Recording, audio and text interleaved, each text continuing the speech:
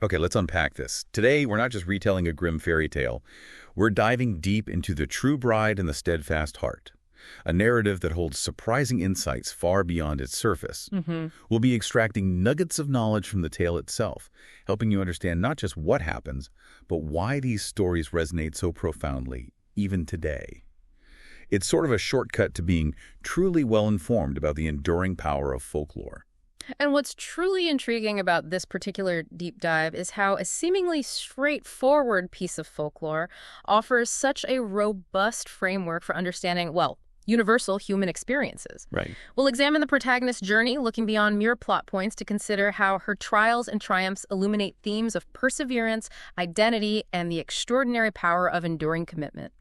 Get ready for some genuine aha moments that might shift your perspective on what a fairy tale truly means. Definitely. So Section 1, the burden and the benevolence. Our story throws our young, beautiful protagonist, the maiden, into truly impossible circumstances right from the start. Her mother is gone, and her stepmother is just relentless, a tormentor piling on tasks designed to break her spirit. Yeah. Imagine these. First, she's told to pick 12 pounds of feathers in a single day, a task so overwhelming her tears scatter them, making it even harder. Uh-huh. Then, a leaky spoon is her tool to empty a vast garden pond by evening.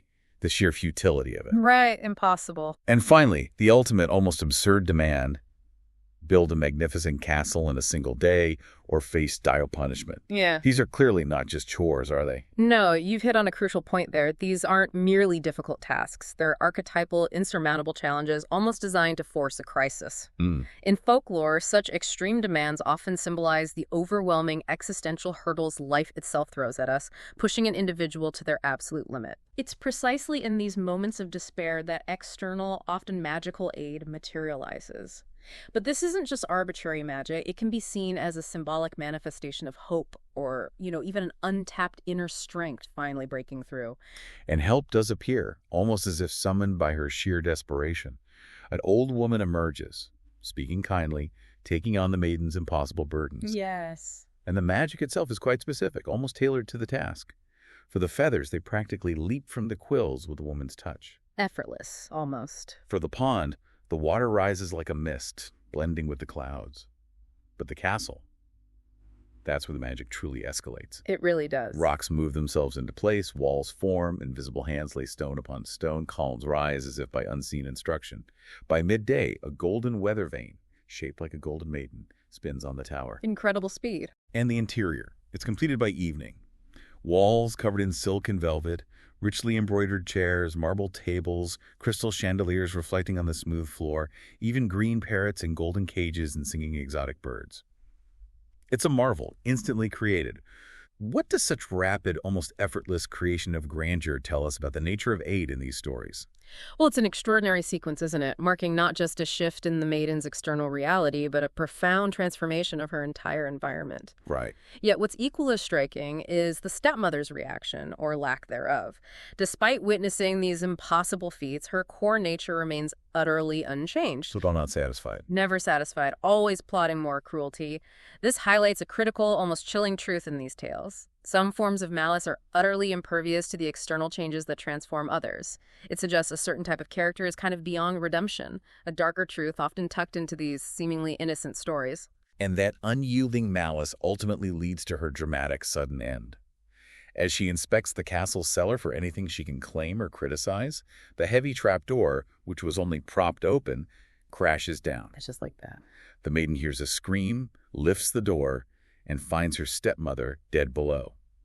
It's a stark, almost abrupt removal of the source of her oppression. Indeed.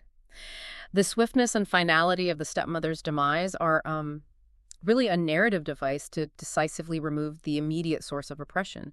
It allows the protagonist's new, prosperous life to begin unhindered. Makes sense. She doesn't just get a castle, she inherits sovereignty over it, gaining immense wealth, beautiful clothes, gold, silver, pearls, precious stones. It signifies that her previous suffering has not only ended, but has paradoxically opened the door to a life where her every wish can be fulfilled. Wow. This isn't just luck, it's almost a narrative reward for enduring the unbearable. Okay, Section 2. Love lost and the lingering echoes of promise. So, with her new status, the maiden's beauty and wealth quickly become renowned, drawing suitors from far and wide. But it's the son of a king who truly stirs her heart, and they become engaged. Now, here's where a seemingly small detail becomes incredibly significant. They sit together under a green linden tree in the castle garden. He promises to return in a few hours after getting his father's consent for their marriage. A classic fairy tale setting. And she kisses him on his left cheek and asks him to remain faithful, specifically warning him not to let any other woman kiss him on that particular cheek. That detail of the linden tree is compelling. In European folklore, the linden often symbolizes love, loyalty, even protection. Okay. But the specific, intimate detail of the kiss on the left cheek is far more than just a romantic gesture. It's a deliberate mark, a unique identifier that will prove crucial later. It's a physical embodiment of a deeply personal promise, something almost like a magical bind that ties them, even if he later forgets. This raises an interesting point. What does it say about memory when it requires such a specific, almost ritualistic trigger to be unlocked? That's a great question. And, well, he doesn't return. She waits under that linden tree until sunset. Then for 3 full days, morning to evening. He's such a long wait. On the 4th day, a decision solidifies. He must have met with misfortune, and she resolves to find him, vowing not to return until she does. This is a traumatic shift, isn't it? It's a huge shift. She packs 3 of her most magnificent dresses, one embroidered with shining stars, a second with silver moons, and a third with golden suns. She ties a handful of jewels in her cloth and sets out. Absolutely. This isn't passive waiting. This is the maiden actively seizing her agency. She transitions from enduring suffering to initiating a quest, a profound shift. Right. And her decision to pack these magnificent dresses, only to bury them along with her jewels under a stone when she hires herself out as a shepherdess. Well, it speaks volumes. Doesn't it just? She literally sheds her former identity and status, burying her past, to embrace a new, humble role for the sake of her quest. It's a deliberate act of self-effacement for a higher purpose. And for years, she lives this humble life as a sad, lonely shepherdess. She even has a calf that she feeds by hand and confides in, singing this really poignant rhyme. Yeah. Calf, calf, kneel down. Don't forget your shepherdess again, as the king's son forgot the bride who sat under the green linden tree. Wow. That image of the singing calf is truly unique and evocative. It's not just a charming detail, it's a tangible expression of her enduring grief and steadfast longing. The calf becomes her sole confidant, and the rhyme, a daily, almost ritualistic utterance, reinforces her commitment and keeps the memory of her forgotten love vibrantly alive. It's a profound illustration of how memory, even when suppressed in another, can be kept alive through relentless devotion. It really is.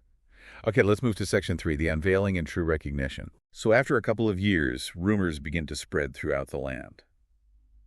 The king's daughter is to be married. The path to the city passes by the village where the shepherdess lives. Right by her. One day, while tending her flock, she sees the bridegroom ride by. He's proud on his horse, doesn't look at her, but she recognizes him instantly. Oh, the pain of that moment. It's like a sharp knife cuts her heart, realizing he's forgotten her completely. The next day, he rides by again.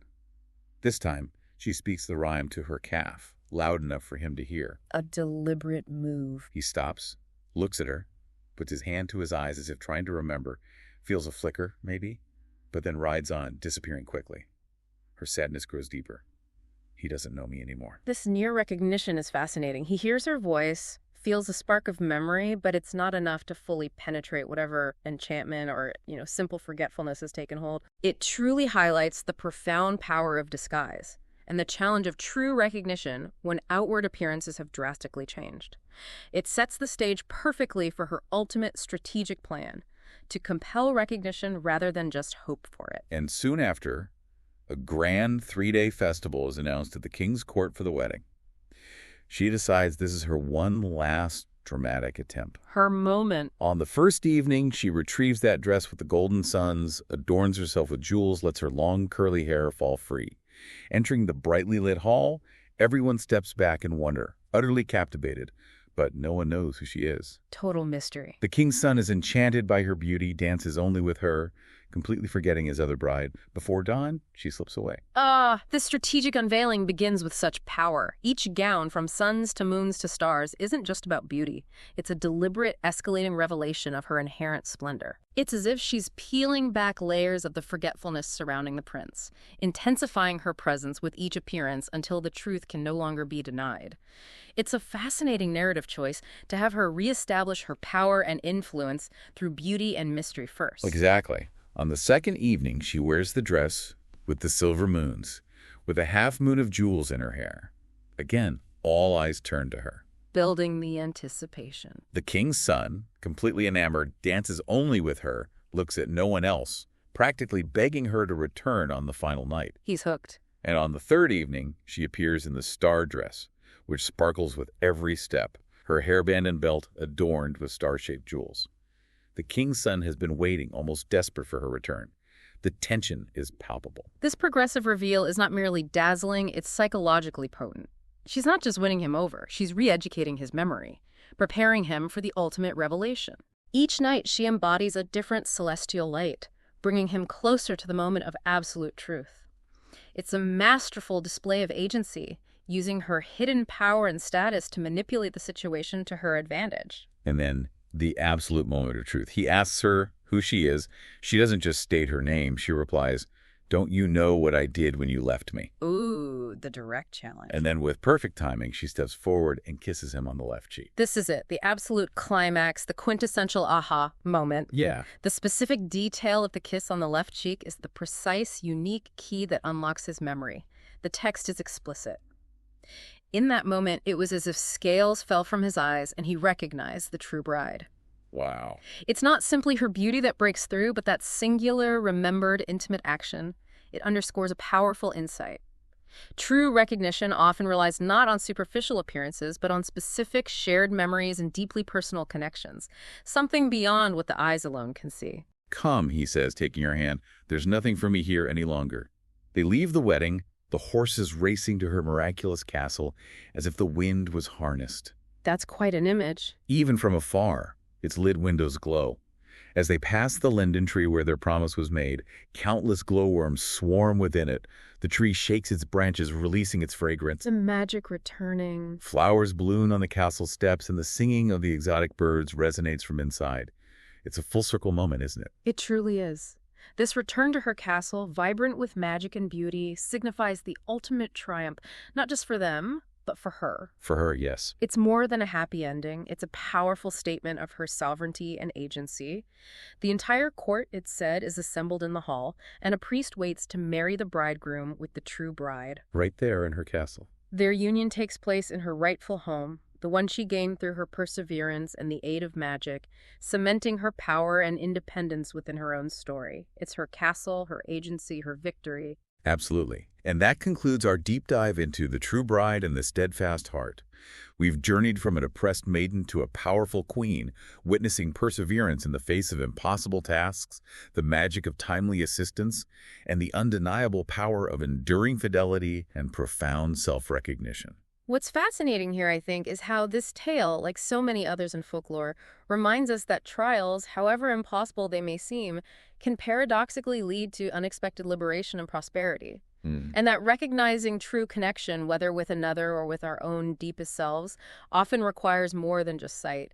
It takes a specific memory, a unique touch, a shared experience, or even a deliberate unveiling to truly see what lies beneath the surface. So what does this all mean for you listening? Think about this. How much of the magic or luck in these tales is really a narrative reflection of an individual's internal strength, resilience, and the courage to seek or accept help when truly needed? That's a good point. And what hidden truths might you uncover in your own life if you just knew where to look, or had the courage to truly reveal your authentic self, even through layers of disguise? Something to mull over until our next deep dive.